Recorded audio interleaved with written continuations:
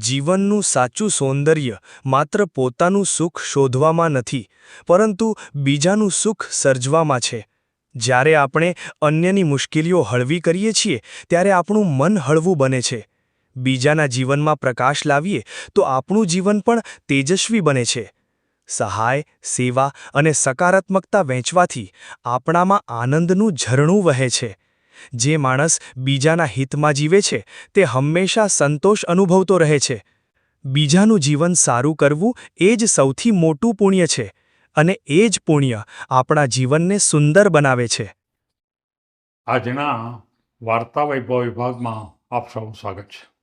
આજની વાર્તા, અન્યના હાથને સુંદર બનાવો તો આપણા હાથ પણ સુંદર બને. મિત્રો, વાતનો કન્સેપ્ટ એક જ છે કે અન્યના માટે કામ કરો તો આપણું પણ કામ થઈ જાય. અન્યના માટે વિચારો તો આપણા વિચારો પણ શુદ્ધ થઈ જાય. પણ અહીંયા હાથના અનુસંધાનમાં વાત થઈ છે.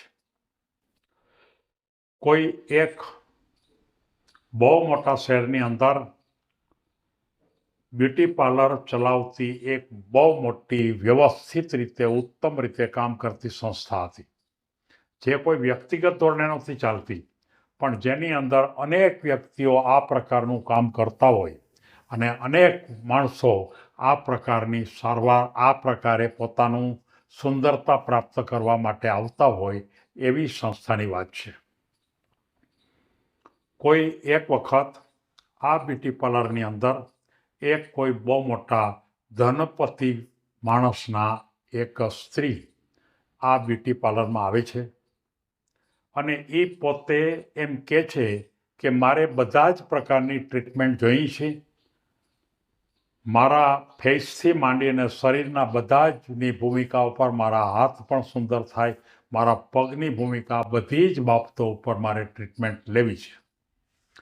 ત્યારે પહેલાં એના જે મુખ્ય સંચાલક હતા એણે એમ કીધું કે તમારે અહીંયા 5 થી 6 કલાક રોકાવું પડશે.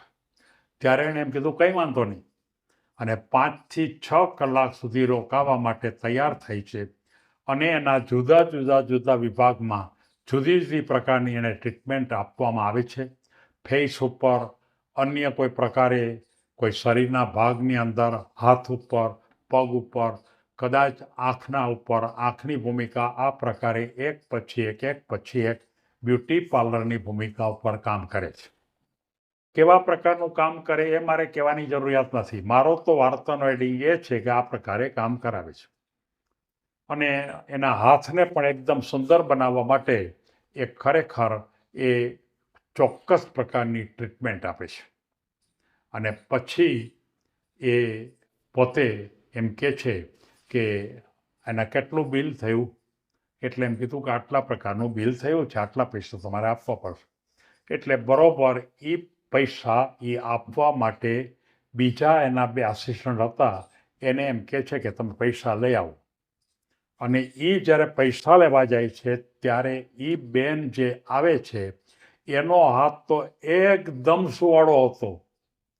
જે બ્યુટી પાર્લરનું કામ કરતા હતા એ વ્યક્તિનો હાથ એકદમ સુવાળો હતો.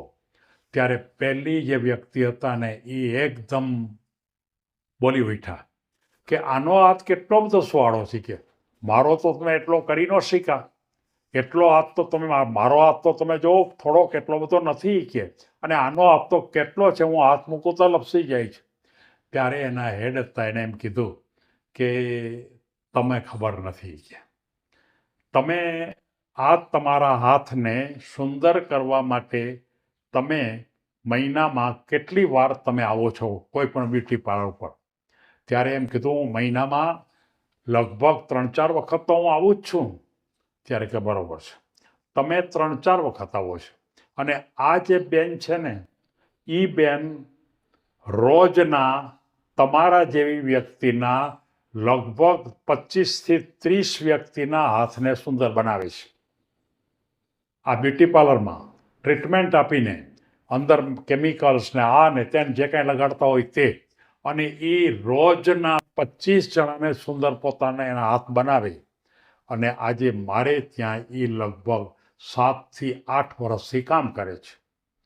અને જો 7 થી 8 વર્ષ સુધી રોજના 25-30 બહેનોના હાથને જો એ સુંદર કરતી હોય તો એનો પોતાનો હાથ કેટલો સુવાળો થાય. તમે આટલા વખત જો ખરેખર તો તમે મહિનામાં 4 વાર, વર્ષમાં 50 વાર, 5 વર્ષ તમે કરતા હો તો કદાચ 250 વાર, જ્યારે આ તો કેટલા વખત રોજ કરે. મારા કરતાં પણ, એટલે કે એ બ્યુટી પાર્લરના માલિક જે હતા એણે એમ કીધું કે મારા કરતાં પણ આ જે કામ કરતી બહેનો છે એનો હાથ વધારે સુવાળો છે, વધારે સુંદર છે મારા કરતાં. તમે જોઈ જુઓ મારો હાથ. ત્યારે પેલા બેનને ખબર પડે છે કે જિંદગીની અંદર મેં જેટલી વાર કર્યો એના કરતાં આણે તો હજારો વખત કર્યું છે. આ વાર્તાની ભૂમિકા એવી છે, આ વાર્તા આપણને એ સંદેશો આપે છે કે જિંદગીમાં તમે જો સારું તમારો પોતાનો હાથ જો સુંદર જ રાખવો હોય તો તમારે ઝાઝા વખત અન્યના હાથને સુંદર કરવા પડે. તમારે જો ખરેખર ઉત્તમ ભૂમિકા ઉપર જીવવું હોય તો તમારે અન્ય વ્યક્તિને પણ ઉત્તમ રીતે જીવવા માટેનું વિચારવું જોઈએ. તમારી પોતાના મનને સ્વચ્છ રાખવું હોય, તમારા મનને શુદ્ધ રાખવું હોય, તમારા મનને પવિત્ર રાખવું હોય, તમારા મનને એકદમ સ્વસ્થ રાખવું હોય તો તમે જાજી વ્યક્તિના મનની સાથે તમે જો આ જ પ્રકારની વાતો કરો, આવી જ વાતના અનુસંધાનમાં એની સાથે રહો અને આ જ ભૂમિકા ઉપર તમે જો જીવો અને જાજી વ્યક્તિમાં કરશો તો તમારું મન આપોઆપ, જેમ પહેલા બેનનો હાથ સુવાળો થઈ ગયો એમ તમારું મન પણ ચોખ્ખું, મન પણ એકદમ પવિત્ર, મન પણ સુંદર વિચારનું અને આ પ્રકારની થશે. મિત્રો, મારે જે કહેવાની વાત એ કોઈ બ્યુટી પાર્લરની નહોતી. મારે તો એક ઉદાહરણ આપવું હતું.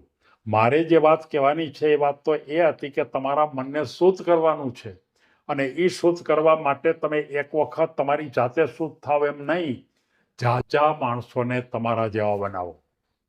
આપણા સંતાનોને પણ આ વાર્તા કહો, બતાવો કે જીવનમાં કોઈ પણ સારી વસ્તુ પ્રાપ્ત કરવા માટે અનેક માણસોને આપણે સારા બનાવવાની ભૂમિકામાં જવું જોઈએ અને તો જ આપણી બધી બાબતો સારી બની શકે. સૌને ધન્યવાદ. સૌ કોઈ આગળ વધો એવી શુભેચ્છા.